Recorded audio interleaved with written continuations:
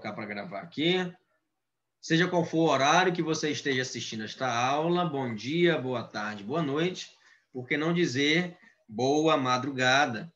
Bem, olha só, a filosofia pré-socrática, hoje a aula será como no presencial? Não tem como, né? Mas vamos tentar fazer algo diferente, né, dos slides e compartilhar aqui uma tela em branco com vocês, né, para mostrar também as funcionalidades aqui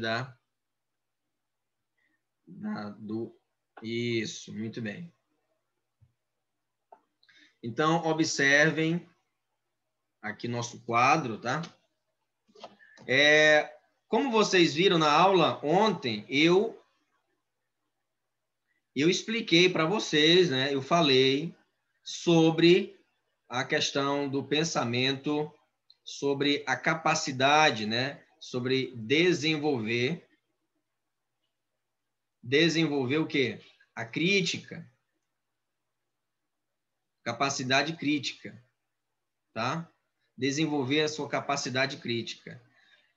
Isso é um exercício constante, que não é do dia para a noite, né? Que você faz isso, né? Mas é um exercício de observação e nós falamos, né, como metáfora aí, né, dando exemplo, né, seja do sentinela, né, seja do vigia, né, dando exemplo aí do vigia, né, da questão que está na vigília, ou seja, que observa tudo, né, que observa. Temos aí a coruja, né, como também representante da sagacidade, coruja como representante aí da sagacidade, da atenção, né, da análise, e do monge, né? Temos ali o monge, a figura fundamental também para o pensamento, que deixa eu admitir aqui, as pessoas não entram na hora, até entendo, tá? Mas que é fundamental também para a filosofia. Por quê? Porque o monge, ele vai ter um exercício de contemplação, né? Um exercício de contemplação, tá? Cadê? Só um instante. Desenhar, tá aqui.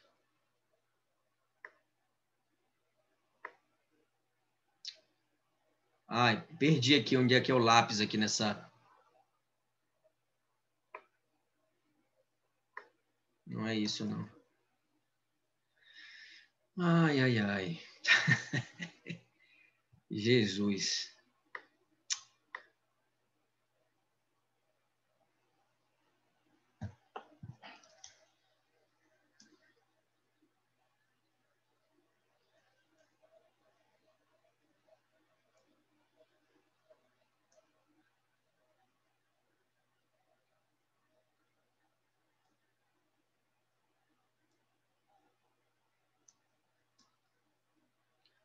Depois eu vou ter que achar de novo. Eu não sei como é que foi apagar aqui, né? Mas, enfim, um exercício de contemplação, né? Um exercício de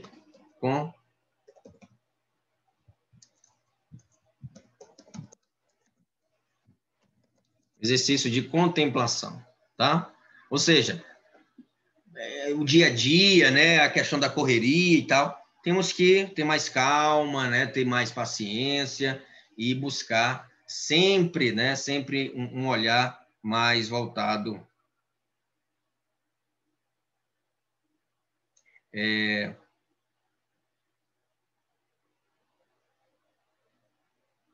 tá bom? Um olhar mais voltado para o filosofar, para a paciência, para a calma constante. Dito isso, pessoal, vamos passar agora para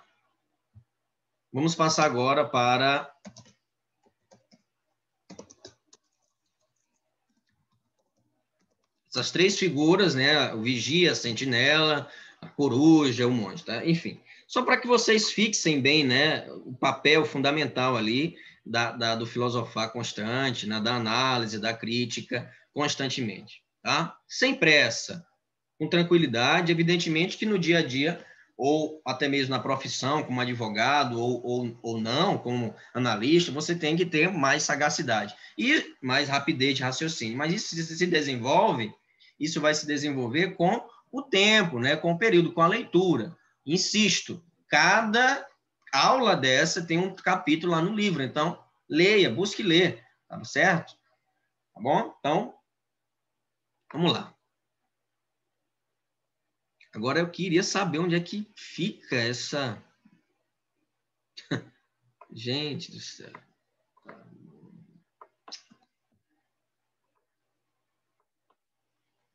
Não sei onde é que fica isso.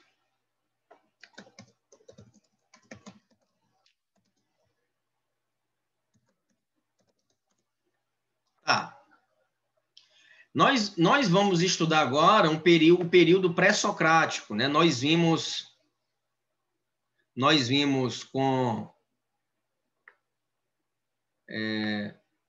aqui achei. Né? Nós vimos, na aula de ontem, nós observamos que a filosofia é em forma de... é uma espécie de espiral, né?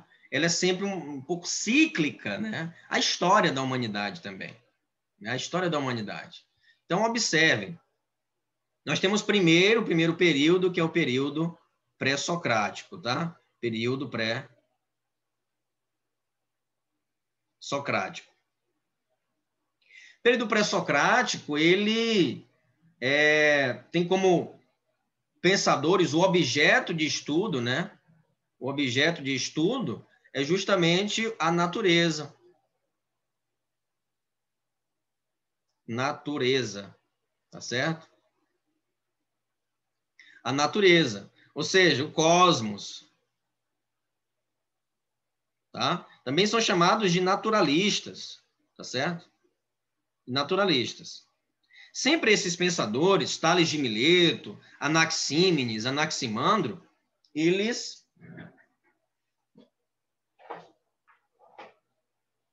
também são cientistas, né? Eles também são matemáticos, astrônomos, tá? Físicos também, tá bom? Mas o que é importante aqui para nós, né, não é nos aprofundarmos, né, nesses pensadores, porque não daria tempo. Eu quero que vocês também se dediquem aos pensadores modernos, aos pensadores contemporâneos, que são mais, vou dizer mais importantes, mas que irão contribuir, né, de maneira fundamental para constitucional, né, de maneira fundamental para as disciplinas direito penal, direito civil, para as disciplinas posteriores, tá certo? As disciplinas mais técnicas, tá? Os pré-socráticos, vamos desprezá-los? Não. O período pré-socrático, né, temos aí período pré-socrático, temos alguns pensadores, né, Tales de Mileto, né, Tales de Mileto. Se não entender a letra, pode falar que eu conserto. Tales de Mileto. Temos que mais? Né? Tales de Mileto, temos Anaximandro. Né? Tales de Mileto, por exemplo, princípio vital. Princípio vital. Princípio vital.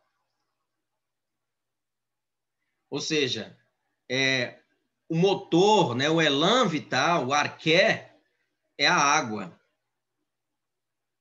Né? A água. Corpo, por exemplo, né? E tudo que a gente... sem água não sobreviveríamos, tá?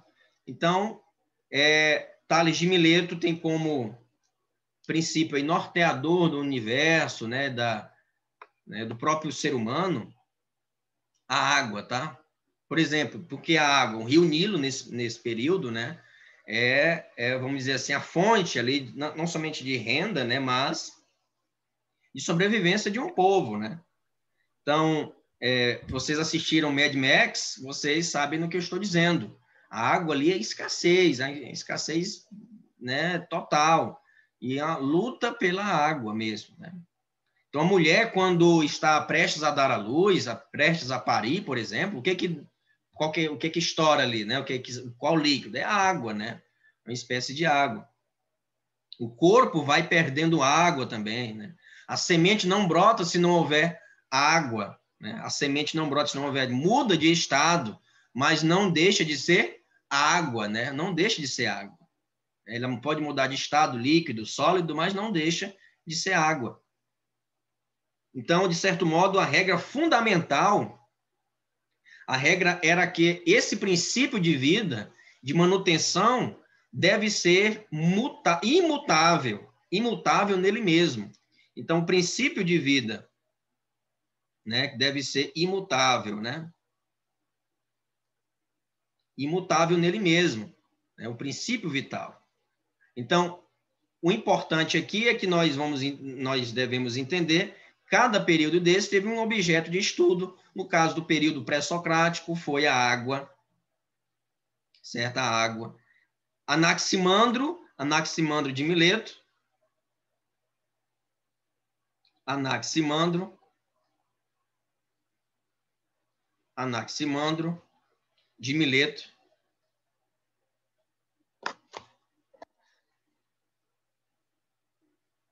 Tem como seu princípio o apeiron, né? Apeiron.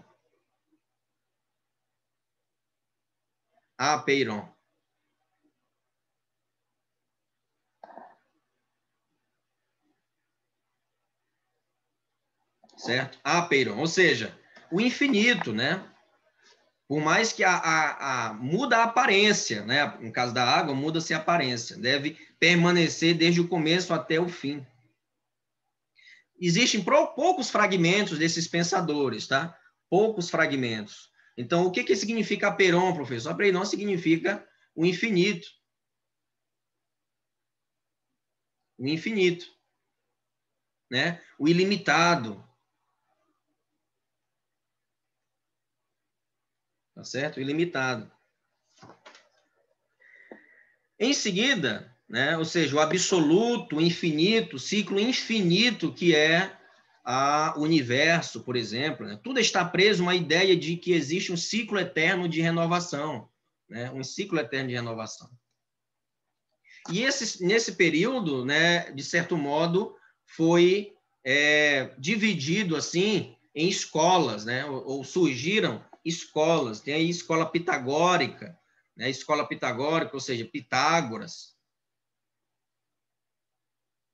Com certeza vocês já ouviram isso muito em matemática, né? Teorema de Pitágoras, cateto, hipotenusa, tá certo? Tudo isso. E Pitágoras vai dizer o quê? Olha, são medidas. O elan vital, né? O princípio vital são as medidas. Isso mesmo. São os números. São os números, tá? São os números, ou seja, o nosso universo foi lido pela matemática. Então, a linguagem aqui que ele quis matematizar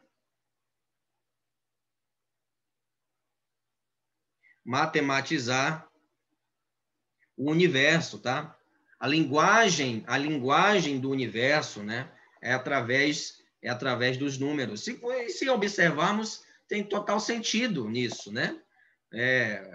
Fio de cabelo tem uma medida, o corpo humano tem uma medida, tudo à nossa volta tem medidas, tem circunferências. Então, nós estamos rodeados de medida, né? Não somente do número em si, o abstrato, 1, 2, 3, 4, não, mas sim da medida, tá? Certo? Então, com isso, podemos... a problemática, né? A problemática, de certo modo, né, desses pensadores, girou em torno de descobrir qual o princípio, né, qual a base do universo, qual é sabe, aquilo que move tanto o ser humano quanto o próprio universo. Então, veja que a ecologia, né, quem é biólogo, Anderson é biólogo, então, veja,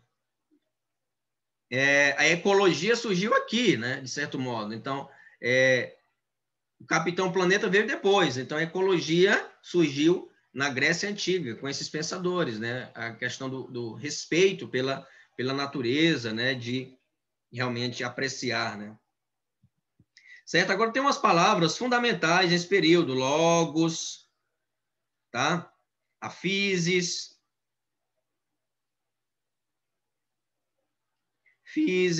temos aí o arqué.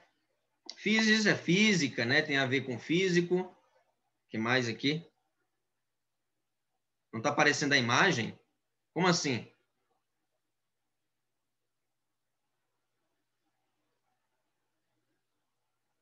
Vocês não estão vendo eu escrevendo, é isso? Aqui tá normal, que dá para ver. Dá, né? Tá dando, né? Tá bom. Tem o arqué, né? Professor, eu vou ter que sair da aula porque a minha filha tá dando trabalho aqui. Tudo bem. Pois a Carolina tenta sair e entrar de novo, né? Os outros estão vendo, então acho que é problema aí na conexão, né? Alguma coisa você pode ter tocado aí. Bem, Mas o meu também não estava aparecendo, estava só o início. Aí agora e apareceu tudo. tá. Certo. Voltou ao normal, né? Sim. Então, respeito, né, às ideias, logos é a razão, né, pessoal? Logos, physis, arqué.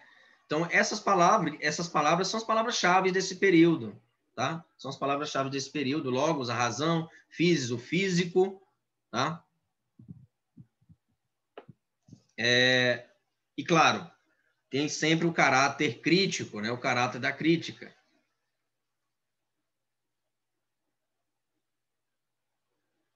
Caráter crítico, tá? Diante disso, podemos observar que esses pensadores se questionaram como surgiram o cosmos, né? Quais são as forças originárias da natureza, nada de sobrenaturalidade, né? Nada de colocar sempre, foi Deus, foi... Não, eles querem saber aqui racionalmente como surgiu e o que move, né? O que faz permanecer a vida aqui na Terra, né? Enfim. Entra em cena, né? Entra em cena o homem, né? O homem passa a ser também vamos dizer assim, não nesse período da peça o objeto de estudo, mas a razão, né? A razão humana tem papel fundamental aqui. A razão humana, não mais ficções, seres imaginários, né? Como nós vimos, não é que vamos desprezar o mito, mas vamos dizer assim, a própria mitologia traz assim suas limitações para explicar o universo, para explicar, por exemplo, o próprio direito, né? O próprio direito. Mas, claro, tem sim relação, tem sua importância. Tá bom? Então, desse modo, podemos dizer que, além de Pitágoras, né, além de Tales de Mileto, né, existe também a figura de Anaximandro, como nós já falamos, Anaxímenes, né? Anaxímenes vai falar que o que move, né, Anaxímenes,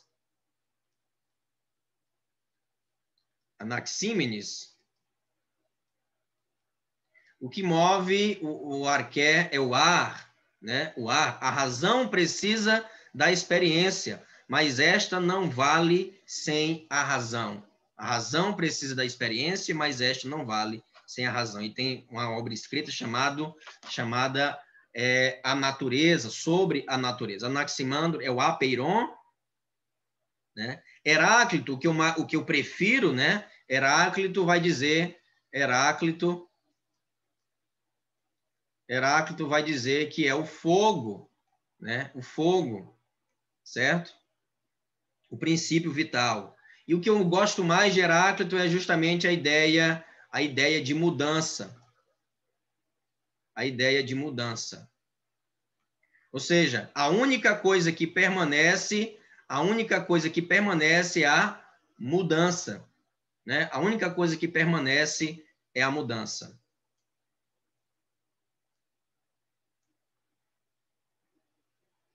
A única coisa que permanece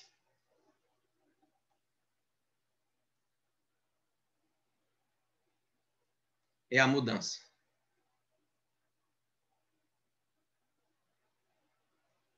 Certo? A única coisa que permanece é a mudança.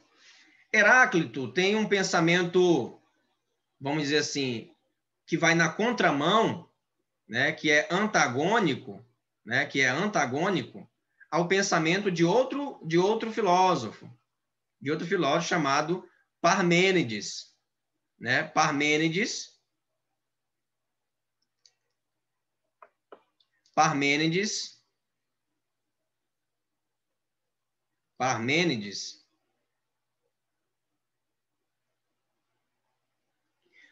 vai dizer que, olha, enquanto Heráclito fala que a mudança, Parmênides vai dizer que, ó, não, peraí. A mudança, ela está falando, ela muda, é volátil, não tem sentido isso para Parmênides. Então, é o ser que permanece, é uma ideia imutável do ser, tá? Imutável. A imutabilidade, né? O ser é imutável. Você não pode abraçar aquilo que você não sabe, ou até mesmo aquilo que não é. O ser é e não pode não ser, né? Então faz parte da lógica isso também. Então tudo flui, né? Para Heráclito, tudo flui. Tudo flui. Lembra do pensamento que nós falamos ontem na aula? Ou seja, o homem não pode banhar 2 vezes no mesmo rio, né? Ao mergulhar, já era, já foi, passou, né? E assim também é importante essa ideia de Heráclito para o direito, né? Para o direito. O que tem a ver, né? A ideia de Heráclito para o direito. Vamos pegar esse pensador, né? Há mais de 2000 anos, o que tem a ver? Não existe o direito imutável. Pode existir princípios pétreos, né? Cláusulas pétreas. A vida, a liberdade, que estão presentes na Constituição, no artigo 5º. Mas dizer que o direito é imutável, direito enquanto ordenamento jurídico, enquanto lei, as leis são mutáveis. Elas mudam com o tempo. Né? Até 2006 não tínhamos uma lei que protegesse as mulheres. E agora nós temos, né? A Lei Maria da Penha. Até 2016 não tínhamos direitos das advogadas, vamos dizer assim. Era só dos advogados. 2016, outro dia. Até 2012 não tínhamos, até 2014, 2015 não tínhamos uma lei que protegesse os nossos dados na internet, né? Né? Enfim, o manuseio das redes sociais, nossa imagem. E aí foi criada a lei, o Marco Civil da Internet, né? Existe o cyberbullying, a lei contra o cyberbullying, que foi criada em 2018. E assim sucessivamente. Então, a lei acompanha muito esse pensamento de Heráclito, né? Tudo muda, tudo flui, certo? É um devir constante, né? É um devir constante. Devir, tá? Não é dever, é devir. É um devir constante, certo? Então, tudo flui, mas tudo flui enquanto resultado da tensão contínua entre opostos. Para Heráclito, a filosofia, né, enfim, só tinha sentido na relação tensional, né, na tensão, né, na tensão. Tensão, tá? Na tensão constante. E aí sim, criava-se conhecimento, cria-se para Heráclito, né? Já para Parmênides, não. Tá? Então, basicamente, o que nós podemos extrair, né, desse primeiro período, e aí com a ideia de Heráclito, contextualizando com o direito, é justamente isso, né? Possibilitar essa reflexão de que o direito muda constantemente. Muda constantemente. Onde existe sociedade, existem leis e existe mudança. Existe mudança. Nenhuma sociedade pode dizer que é imutável. Não, as leis não mudam. Até a Coreia do Norte, que é um regime fechadíssimo, lá está sujeito, sim, a mudanças. Está sujeito a mudanças. Não se pode dizer que não se vai mudar. Até nós estamos sujeitos a mudanças, seja físicas ou ideológicas, né? Ou ideológicas. O Lucas ou o Kainan de hoje, do primeiro bloco de direito, não será o Kainan do 9º bloco de direito. Não será o Kainan, o Lucas ou a Thaís do 10º bloco de direito. Aprendam isso, né? E essa é a nossa lição. O objetivo também aqui da disciplina, o objetivo aqui da aula também e da vivência filosófica é entender e poder até mesmo apontar caminhos de qual ser humano eu quero me tornar, né? Que ser humano eu quero me tornar, né? Qual o meu legado? Não somente aqui, mas que eu quero para a minha comunidade, para a sociedade. Não somente ser um operador do direito, porque operar pressupõe que algo está pronto, uma máquina ou um ordenamento ali, e você somente vai decorar, né, a lei e tal. Não. Vai manusear. Não, você vai criar também. Criar, como esses pensadores criaram. Como esses pensadores criaram.